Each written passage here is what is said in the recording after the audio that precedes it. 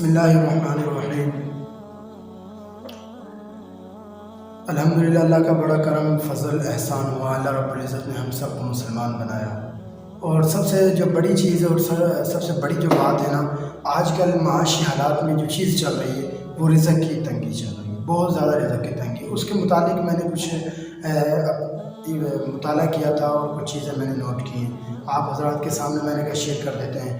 آج کل جو چل رہا ہے نا، رزق کے معاملے پہ بہت زیادہ گھریلو معاملات میں رزق کی بڑی پریشانیاں چل رہی ہیں، تو اس کے متعلق آپ کو کچھ باتیں بتانا چاہتا ہوں۔ جیسے فجر کی نماز جو شخص ادا کرتا ہے، فجر کی نماز، تو میری اس سے ریکویسٹ ہے کہ فجر کی نماز اور عشاء کی نماز کے بعد سورہ یاسین ایک دفعہ تلاوت کرنے والا شخص اللہ رب العزت اس کو فاقوں میں نہیں رکھتا، فاقے نہیں آئیں گے، رزق کی کشادگیاں آئیں گی۔ دوسری جو بات ہے، سب سے بڑی بات، اللہ رب العزت کے کلام میں ہر چیز میں طاقت ہے،